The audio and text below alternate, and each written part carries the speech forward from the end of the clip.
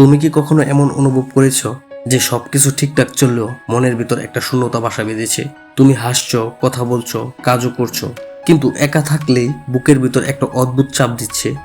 এখন তোমার হয়তো মনে হতে পারে এটা তোমার অলসতা থেকে আসছে। না বন্ধু, এটা কোনো অলসতা থেকে আসছে না, এটা হলো ইমোশনাল ড্যামেজ। এটা এমন এক মানসিক ক্ষত যা চোখে দেখা যায় না, কিন্তু তোমার মনের ভিতর ও তোমার ভবিষ্যৎকে ধীরে ধীরে ধ্বংস করে ফেলবে। ইমোশনাল ড্যামেজ এর মানে হচ্ছে তোমার ভিতরে জমে থাকা অপমান, অবহেলা, ভুল সম্পর্কের ক্ষত আর অসমাপ্ত আবেগের চাপের কারণে এমনটা হয়ে থাকে। এটা এমন এক অবস্থা যেখানে তুমি ধীরে ধীরে নিজের প্রতি বিশ্বাস হারিয়ে ফেলবে। এক গবেষণায় দেখা গেছে যেসব শিশু ছোটবেলায় তুই পারবি না, তুই এটার যোগ্য না, তোর দ্বারা কিচ্ছু হবে না, তুই কালো, তুই মোটা, তুই খাটো, তুই গরিব এমন টাইপের কথা শুনে বড় হয়, তাদের মধ্যে 65% মানুষ প্রাপ্তবয়স্ক বয়সে গিয়ে নিজের উপর বিশ্বাস হারায়। তারা বড় সিদ্ধান্ত নিতে ভয় পায়, অন্যের উপর নির্ভর করে বাঁচতে চায়। এটা এমন এক ক্ষত যা চোখে দেখা যায় না, কিন্তু এর প্রভাব সারা জীবন চলতে পারে। এই ইমোশনাল ড্যামেজ কেন হয় তার কিছু কারণ আপনাদের উল্লেখ করছি। যেমন শৈশবের মানসিক আঘাত। তুমি যখন ছোট ছিলে তখন বাবা মা, শিক্ষক বা পরিবারের সদস্যদের কাছে তুমি ভালোবাসা খুঁজেছিলে, কিন্তু বিনিময়ে তুমি কি পেয়েছিলে? তুই পারবি না, তোর দ্বারা কিচ্ছু হবে না, তুই তো কোনো কাজেই আসিস না। এই কথাগুলো প্রতিবার তোমার আত্মবিশ্বাসের একটা অংশ ভেঙে দিত। তারা তোমার গায়ে হাত না তুললেও তাদের কথার ছুরিই ছিল সবচেয়ে ধারালো। টক্সিক রিলেশনশিপ মানে বিষাক্ত সম্পর্ক। তুমি কাউকে বিশ্বাস করেছিলে, তাকে সবকিছু দিয়ে দিয়েছিলে, কিন্তু সে শুধু নিয়েছে, ফিরে দেয়নি কিছুই। এই ভালোবাসার খেলায় তুমি বারবার হেরেছো, আর এখন তুমি বিশ্বাস হারিয়ে ফেলছো, শুধু অন্যের উপর না, নিজের উপরও।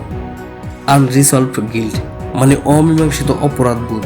তুমি হয়তো ভুল করেছিলে, ক্ষমা চেয়েছিলে, কিন্তু মানুষ তোমাকে সুযোগ দেয়নি। এমন পরিস্থিতিতে নিজেকে ক্ষমা করাটাই সবচেয়ে কঠিন কাজ। বারবার প্রত্যাখ্যান এবং তুলনা।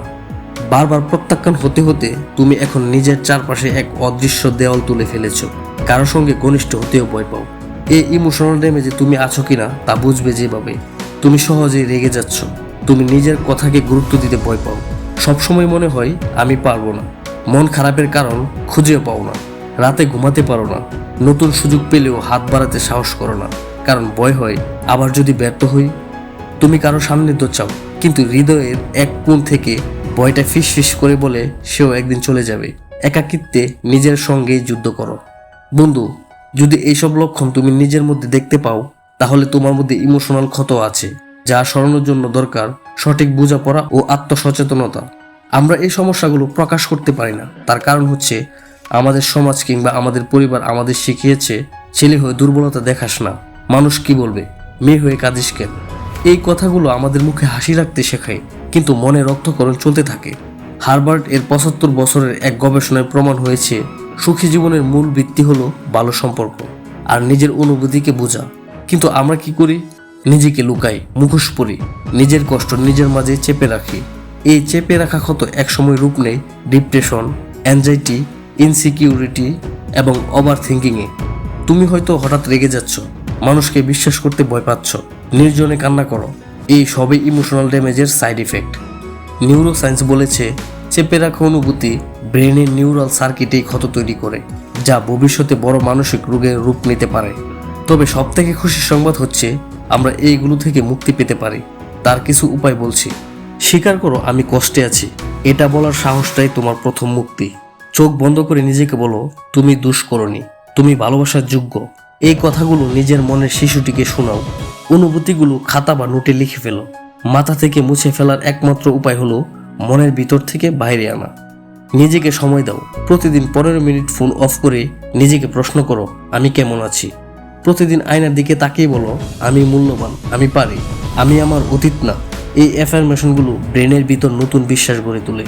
টক্সিক মানুষ এড়িয়ে চলো। শান্তি যেখানে নেই সেখানে থাকলে তুমি আস্তে আস্তে নিঃশেষ হয়ে যাবে। সরে আসাই শক্তি। সাহায্য নিতে ভয় পেও না।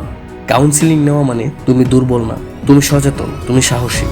বন্ধু, এই পৃথিবী কখনো তোমার অনুভূতি বোঝার দায় নেই না, কিন্তু তুমি যদি নিজেকে বুঝো তাহলে তুমি হয়ে উঠবে নিজের বাঁচার পথ।